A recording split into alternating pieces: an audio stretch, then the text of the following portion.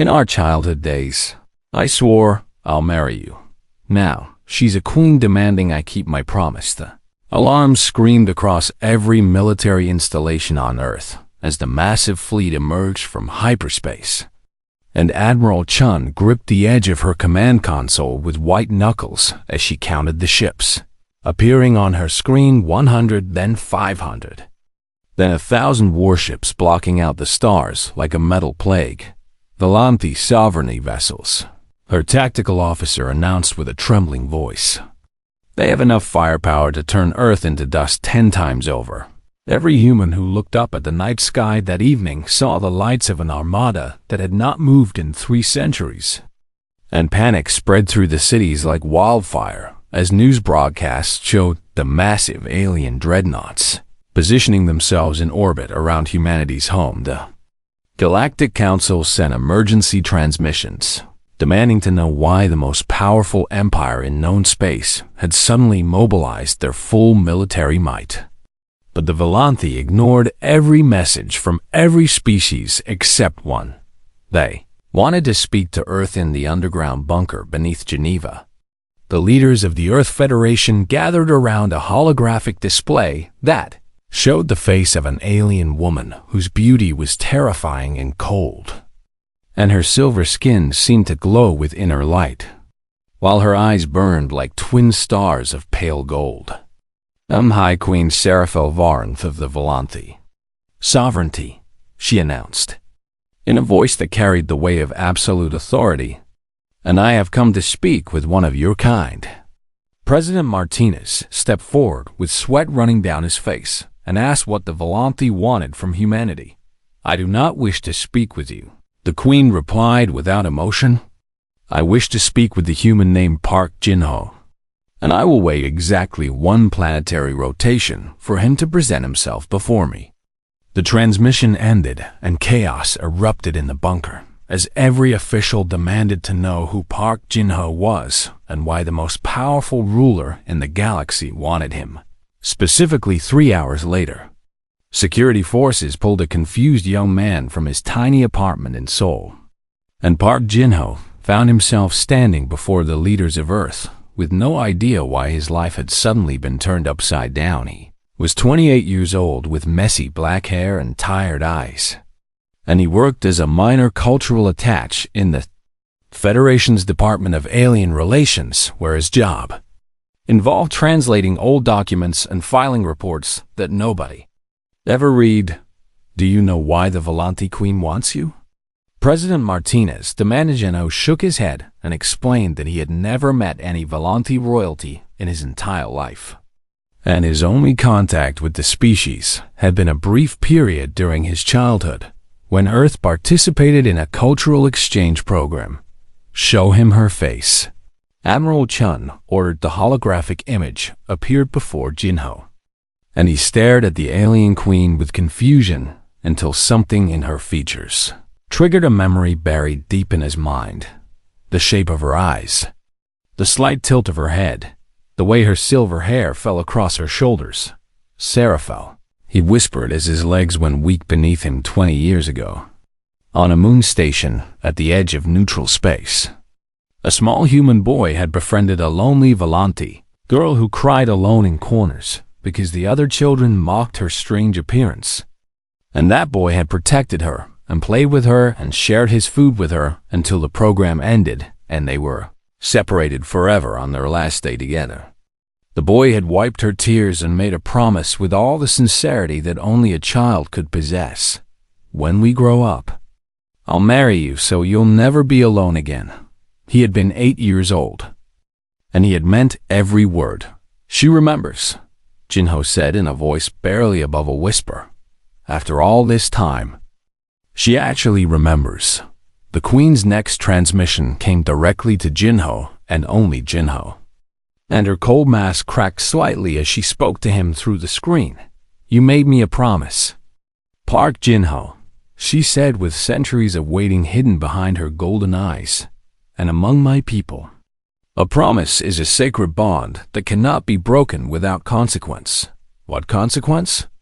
Jin-ho asked. Honor your vow and stand beside me as my consort. Seraphil replied.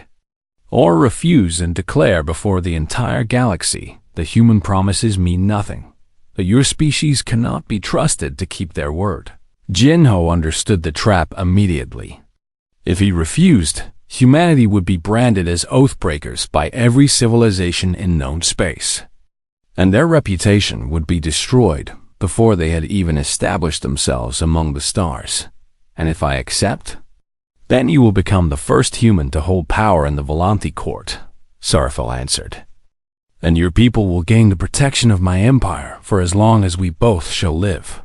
The leaders of Earth began shouting at Jinho to accept immediately, and generals argued with diplomats while scientists calculated the strategic advantages of an alliance with the Volanthi sovereignty. But Jinho ignored them all and looked at the face of the woman who had once been his only friend in a universe that seemed too big and too strange for a small boy from Earth. "I need to see you," he said quietly, "face to face. Before I give you my answer." Something flickered in the Queen's expression, surprise perhaps, or maybe hope, and she nodded once with the barest hint of warmth in her frozen features. "Come to my flagship alone, Park Jinho," she commanded, "and we will discuss the terms of your promise." The transmission ended, and every person in the bunker exploded with protests and warnings about the danger of boarding an alien vessel alone. But Jinho raised his hand and silenced them with words that carried more weight than he had ever spoken before. "She was my friend once," he said firmly, "and I owe her the chance to tell me why she came all this way after so many years." He walked toward the transport that would carry him to the Volanthi flagship, and he wondered if the lonely girl he remembered still existed, somewhere inside the terrifying Queen who now held the fate of Earth in her silver hands. The stars watched in silence as a single human shuttle crossed the void between worlds, carrying one ordinary man toward an extraordinary destiny that had been written 20 years ago in the tears of a child who only wanted someone to keep their promise. "In our childhood days, I swore I'll marry you. Now she's a queen demanding I keep my promise." The Volanthi flagship was larger than some moons, and Jinho felt like an insect crawling through the body of a giant as guards escorted him through corridors made of living crystal that pulsed with soft blue. Light alien courtiers stopped to stare at him with expressions ranging from curiosity to disgust, and he heard their whispers following him like shadows, words about primitives and short-lived creatures and the embarrassment of their queen demanding the presence of such a lowly being.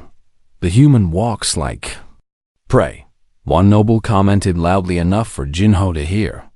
"Soft and weak and barely worth the air it breathes."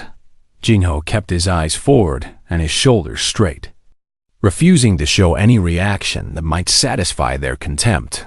The throne room took his breath away despite his determination to remain calm, and towering pillars of crystal rose toward a ceiling painted with stars, while thousands of Volanthi nobles filled the chamber.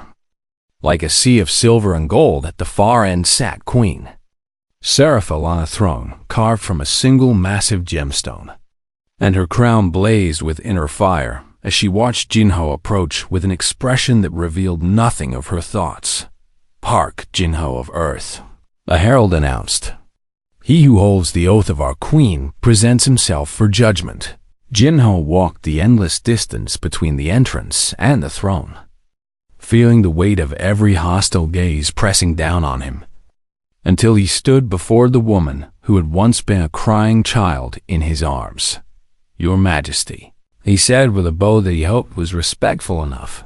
"Leave us," Seraphil commanded, and her voice echoed through the chamber like thunder. The nobles protested and advisors argued, but the queen silenced them with a single look that promised consequences for disobedience. And within minutes, the vast throne room emptied until only Jinho and Seraphil remained. She descended from her throne with movements that were graceful and predatory, and she circled Jinho like a hunter examining captured prey, while her golden eyes searched his face for something he could not identify. "You have aged," she observed coldly.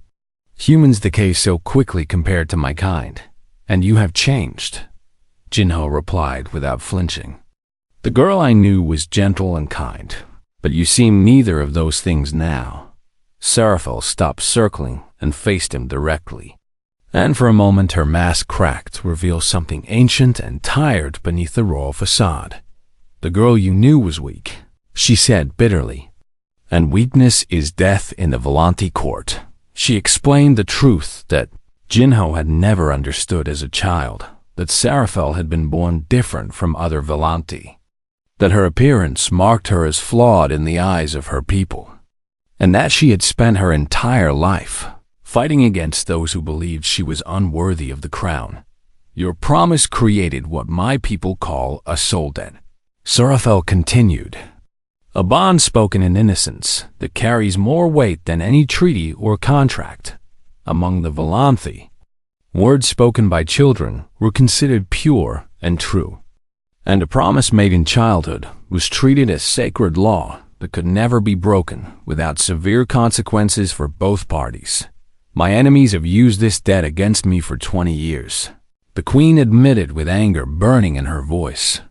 "They call me the Queen with the unclaimed human, and they mock me for waiting so long for a primitive creature to fulfill his oath." "Why did you wait?" Jinho asked softly. "Why didn't you just declare the debt void and move on with your life?" Seraphil turned away from him, and her hands trembled slightly as she gripped the edge of her throne. "Because you were the only one who ever chose me," she whispered.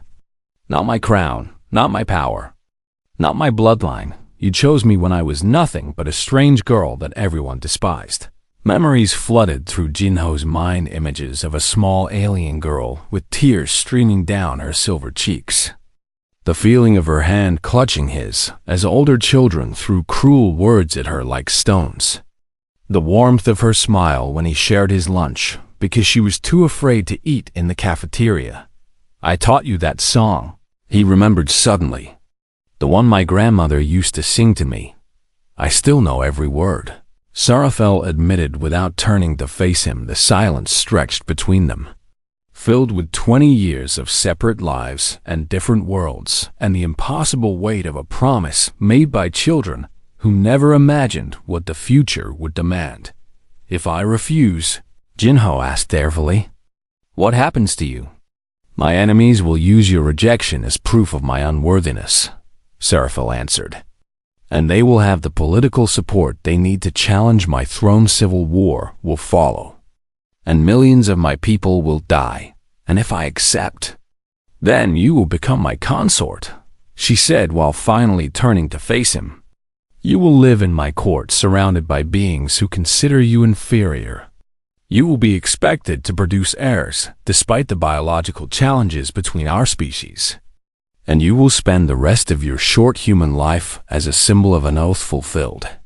Jinho understood what she was truly offering. A cage made of crystal and power. A life where he would always be the outsider, the primitive, the human who married above his station. But he also understood what she was truly asking for. Someone to finally keep their promise to the lonely girl who had never stopped. "Waiting. I need time to think," he said honestly. 3 days to consider what you're asking of me." Seraphil's expression hardened, and the cold mask of the Queen fell back into place over the face of the woman who had briefly shown him her pain. "You have your 3 days," she agreed reluctantly. "But do not make me wait again. Park Jinho, I have spent 20 years waiting for you, and my patience has limits." Jinho bowed once more and turned to leave, but her voice stopped him at the door. "The garden on deck 47, she said softly. "It is filled with plants from Earth. I have maintained them since I took the throne." He did not turn around, but he heard the confession hidden in her words, the truth that she had never forgotten him, that she had carried the memory of their childhood together through decades of loneliness and struggle. "I remember the book," he said quietly. The one I gave you on our last day together. Do you still have it?" The silence that followed was answer enough. And Jinho left the throne room with the weight of two worlds pressing down on his shoulders and the face of a crying child burned into his memory like a brand that would never fade. In our childhood days, I swore I'll marry you. Now she's a queen demanding I keep my promise. Jinho returned to Earth as the most famous human in the galaxy. And cameras followed him everywhere while reporters shouted questions about his relationship with the Volanthi Queen, and politicians demanded meetings to discuss the future of humanity. You must accept. President Martinez insisted during an emergency council session. An alliance with the Volanthi sovereignty would protect Earth for generations. Admiral Chun agreed with enthusiastic nodding and explained that the military advantages alone were worth any personal sacrifice. And economists presented charts showing how trade with the Volanthi would transform human civilization overnight. But not everyone shared their optimism. A transmission arrived from the Korvathi collective, an ancient species who had dealt with the Volanthi for thousands of years. And their ambassador's warning sent chills through Jinho's spine. Volanthi queens consumed their consorts. The alien warned through the screen. They drain the life force of their partners to extend their own existence. Your human will be dead within a decade, reduced to nothing more than a hollow shell serving her needs. Other warnings followed from different species, each describing the Volanthi as predators who viewed other races as tools to be used and discarded. And Jinho began to wonder if the girl he remembered had truly become the monster these aliens described his grandmother called him that night. Her weathered face filling his small screen with warmth and concern that cut through the noise of politics and fear. "My grandson," Harmony said gently. "Tell me about this alien queen who has turned your world upside down."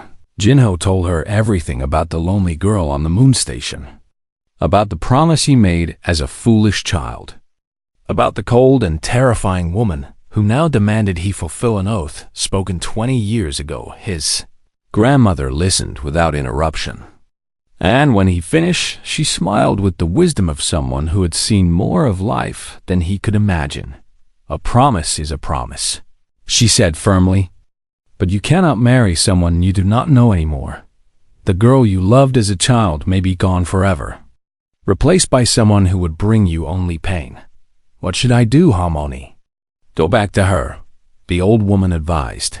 "Not to answer, but to understand, see who she truly is before you decide whether she deserves the man you have become." Jinho requested permission to return to the flagship. And to his surprise, Seraphel agreed without hesitation. She allowed him to shadow her through her daily duties, watching as she ruled an empire that spanned 1,000 worlds. What he saw over the following days changed. Everything he thought he knew about the Volanthi Queen. She survived 3 assassination attempts before breakfast on the first day, and Jinho watched as she calmly neutralized each threat while her guards scrambled to catch up with her precise and deadly movements. "My enemies never rest," she explained without emotion.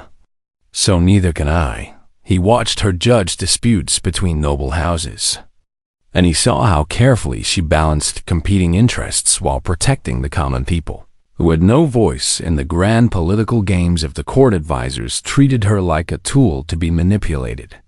And Jinho recognized the loneliness in her eyes, the same isolation he had seen in the crying girl on the moon station, magnified 1,000 times by the weight of her crown.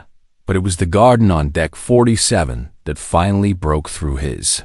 Typhon Sesserful took him there on the second evening, and Jinho walked through rows of roses and cherry blossoms, and bamboo that had no business growing on an alien warship Earth. Plants maintained with obvious care across decades of interstellar travel. "I hired human botanists to teach me," she admitted quietly. "I wanted to preserve something of your world. Something that reminded me of the only time I was ever truly happy." On a small shelf in the corner, sat a worn children's book with a cracked spine and faded pages. And Jinho recognized the story of a rabbit who went on adventures. The same book he had given her on their last day together. She still had it after all these years. "Your Majesty." A noble interrupted their moment with obvious disdain. "The council grows impatient with your human pet wandering freely through the ship." Jinho turned to face the noble, a towering Volanthi male with cruel eyes and a sneer that made his contempt perfectly clear.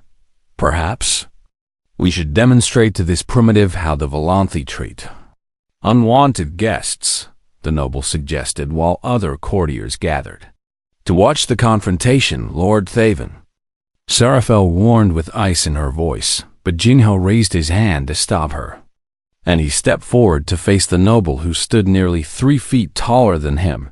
"You speak of unwanted guests," Jinho said calmly. "But your queen invited me here. Are you suggesting she made a mistake?"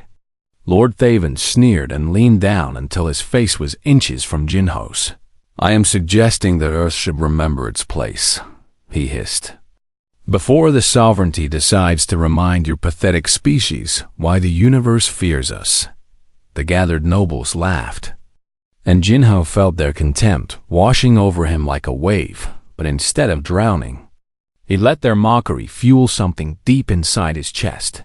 "You have ships," Jinho said in a voice that silenced the laughter. "You have power that humans cannot match, but you have never had to earn anything in your long and comfortable lives." He stepped closer to Lord Thaven, refusing to retreat despite the danger radiating from the alien noble. "My people crawled out of caves and taught themselves to touch the stars," Jinho continued with quiet fury. "We survived ice ages and plagues and wars that nearly destroyed us completely. We earned our place in this universe with blood and stubbornness and the absolute refusal to ever give up." The chamber fell absolutely silent, and even Lord Thaven seemed uncertain how to respond to the fire burning in the human's eyes. "Threaten us again," Jinho finished softly, "and you will learn why the universe should fear beings who have nothing left to lose." He turned and walked away, leaving stunned Volanthi nobles in his wake. And he did not see the expression on Queen Seraphel's face as she watched him go. But if he had looked back, he would have seen something he had not witnessed since their childhood together: the cold mask of the queen, crumbling away to reveal the woman beneath, watching him with eyes full of wonder and something that might have been hope. "In our childhood days, I swore I'll marry you. Now she's a queen demanding I keep my promise." The announcement came on the morning of Jinho's 3rd day aboard the flagship, and the entire court assembled to witness Lord Thaven invoke an ancient Volanthi tradition that had not been used in centuries. "The human wishes to claim our queen," Lord Thaven declared with triumph in his voice. "Then let him prove his worth through the ascension trial. Let him demonstrate that he deserves to stand beside the ruler of our sovereignty." Murmurs rippled through the assembled nobles, and Jinho saw the trap closing around him. The trials were designed for beings with superior strength and lifespans measured in centuries, not fragile humans who lived barely 100 years. "The trials will destroy him," one advisor whispered to Seraphel. "He cannot possibly survive what Lord Thaven has planned." The queen's face remained frozen in royal composure, but Jinho caught the briefest flicker of fear in her golden eyes before she masked it completely. "I accept," Jinho said loudly before anyone could argue on his behalf. Lord Thaven smiled with the satisfaction of a predator who had cornered his prey, and the court erupted in excited chatter as nobles placed wagers on how quickly the human would fall. The first trial began at sunset in a wilderness preserve that filled an entire section of the ship, and Jinho found himself alone in a forest of alien plants with dangerous creatures stalking through the shadows. His task was simple: survive until dawn while hunting a specific prey animal that could outrun and outfight anything on two legs. Volanthi hunters accomplished this through superior speed, and natural weapons. But Jinho had neither advantage in this hostile environment, so he used his mind instead of his body. He studied the tracks left by the prey animal and noticed patterns in its movement. And he identified plants that the creature seemed to avoid, toxic vegetation that even the predators refused to approach instead of chasing his target. Jinho built a trap using vines and branches and his own understanding of animal behavior. And he coated the bait with scents harvested from the plants the creature feared when dawn arrived. The nobles who came to collect his body found Jinho sitting calmly beside his captured prey. Tired but very much alive. Humans are not strong, he told the stunned crowd. But we learned long ago that intelligence is the greatest weapon in the universe. The second trial took place in a chamber of crystal and light. And Jinho faced a Velanti master in a game of strategy that the aliens had played for 10,000 years. His opponent had spent centuries perfecting techniques that Jinho could never hope to match. And the early phases of the game went exactly as everyone expected, the human falling further behind with each move. But Jinho refused to play for victory when victory was impossible. Instead, he played for survival, sacrificing pieces to create defensive positions that his opponent had to waste resources breaking, trading temporary losses for long-term stability. The game stretched for hours as the master threw everything at Jinho's defenses.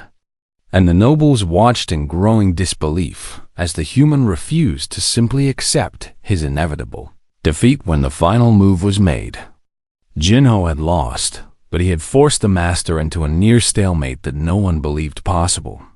And even his opponent rose to offer grudging respect.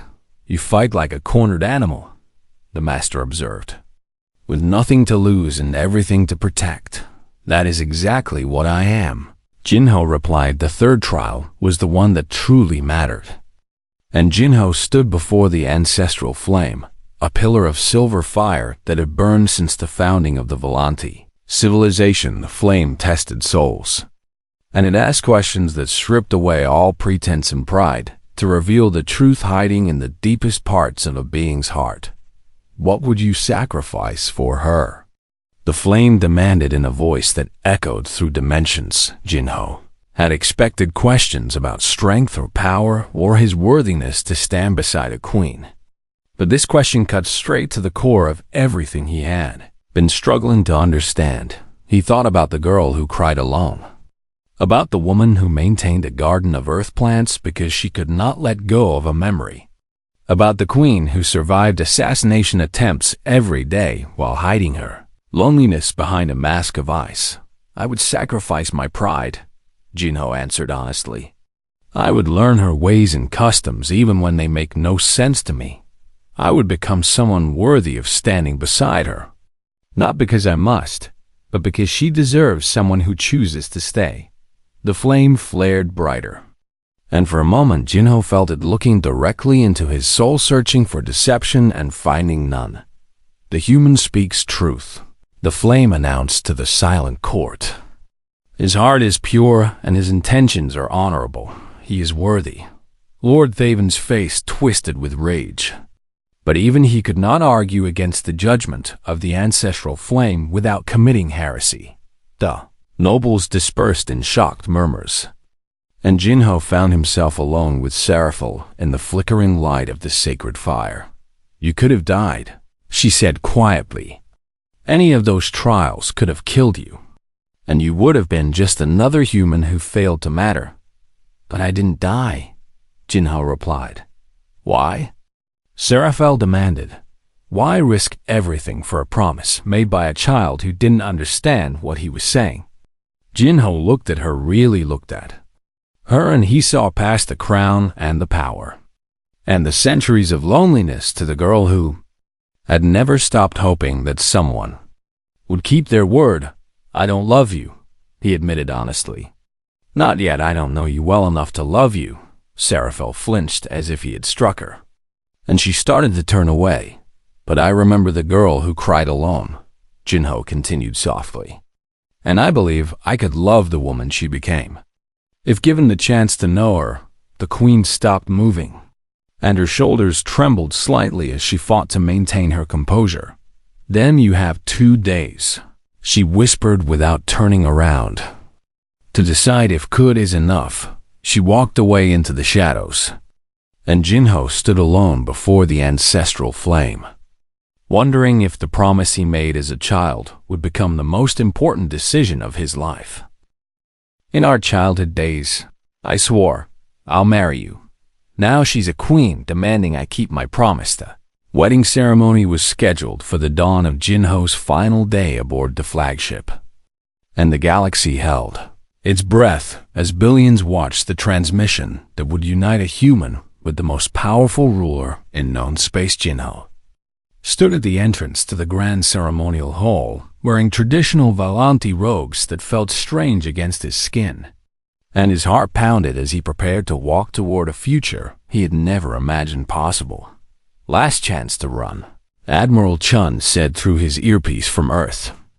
"We could create a distraction and extract you before anyone realizes what happened." "No," Jinho replied firmly. "I made a promise."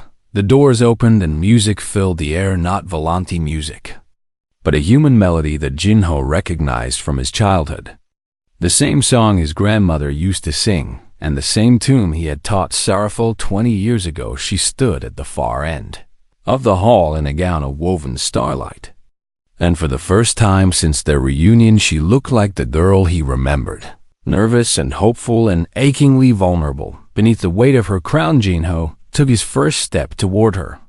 And that was when everything fell apart. Lord Thaven burst from the crowd with a weapon blazing in his hand, and his followers emerged from hidden positions throughout the chamber as alarms screamed and guards scrambled to respond. "The human will never claim our throne," Lord Thaven shouted as he aimed directly at Sarafel. "Today the sovereignty is freed from this embarrassment forever." Jinho moved before his mind could process what his body was doing. He threw himself between the queen and the weapon, and the blast struck him in the chest with enough force to lift him off his feet and send him crashing to the crystalline floor. Screams echoed through the chamber as guards overwhelmed the assassins, and Lord Thaven died with shock on his face, unable to believe that a primitive human had sacrificed himself for an alien queen. Sarafel fell to her knees beside Jinho's crumpled form, and for the first time in decades, the High Queen of the Valanti sovereignty allowed herself to weep in public. "No," she whispered as silver tears streamed down her cheeks. "Not again. I cannot lose you again." Jinho's eyes fluttered open, and he managed a weak smile despite the agony radiating through his body. "Still alive," he coughed. "Humans are stubborn like that." The medical teams arrived and discovered that the blast had been partially deflected by the ceremonial robes. Jinho was badly wounded, but would survive with proper treatment. He triggered the ancient law, an elder advisor announced to the stunned court. "One who bleeds for the crown is bound to it eternally. The human has proven his worth beyond any challenge or trial." Lord Thaven's conspiracy unraveled within hours as investigators traced his network of supporters, and nobles who had questioned Sarafel's judgment suddenly found themselves praising her wisdom in choosing such a devoted consort. But Sarafel ignored them all. She remained at Jinho's bedside in the medical wing, refusing to leave, even when advisors insisted that a queen should not lower herself to nurse a wounded human. "Leave us," she commanded with steel in her voice, "and do not return until I summon you." Alone at last, she took Jinho's hand in hers, the same way she had held it when they were children on the moon station. The 4 crowns and empires and the weight of the universe had crushed the innocence out of both their lives. "You foolish human," she whispered. "You could have died. Would have been worth it," Jinho replied weakly. "To keep my promise." Sarafel laughed a sound so unexpected that it surprised even her, and she lifted his hand to press it against her cheek. "I do not deserve you," she admitted. "Probably not." Jinho agreed with a small grin. "But you're stuck with me now. Apparently that's how your ancient laws work." They talked through the night while Jinho healed, and Seraphel finally allowed herself to be something other than a queen. And they discovered that the connection they had shared as children had not disappeared. It had simply been waiting for them to find it. Again, the wedding ceremony resumed 3 days later. Simpler than the original plan, but witnessed by every species in the known. Galactic stood before the ancestral flame and spoke vows that bound him to Seraphel, not through ancient laws or political necessity, but through the choice he made freely, with full understanding of what it meant. "I choose you," he said while looking into her golden eyes. "Not because of a promise made by a child, but because the woman you became deserves someone who will never stop choosing her." Seraphel's voice trembled as she spoke her own vows, and the mask she had worn for so many years finally crumbled away completely. "I have waited 20 years for someone to keep their word," she said, "and you have given me something far more valuable than a fulfilled oath. You have given me hope that I do not have to be alone." The galaxy watched as a human and a Volanti queen sealed their union with a kiss. And in that moment, everything changed for humanity's place among the stars. Other species began to look at Earth differently, not as a planet of primitives to be dismissed, but as a world that produced beings whose loyalty and love transcended logic, whose promises meant something even across decades and light years months later. Jinho and Seraphel stood together on the observation deck of the flagship, and Eartha hung in the void before them like a blue jewel against the darkness of space. "Do you regret it?" Seraphel asked quietly, "Leaving your world to live among people who may never fully accept you?" Jinho considered her question carefully before answering. "I regret nothing," he said finally, "because I am exactly where I chose to be, beside someone who needed me to keep my word." Seraphel leaned against him, and her silver hair caught the starlight as she smiled with genuine warmth. "You kept your promise," she said softly. Jinho wrapped his arm around her and pulled her close, thinking about the journey that had brought them from a moon station 20 years ago to this moment among the stars. "I always meant to," he replied. They stood together in comfortable silence. A human and a queen, united by a childhood vow that the universe had tried to break, and in the vastness of space, their love became a beacon that reminded every watching species why humanity would never be dismissed against some promises it turned out were worth keeping forever.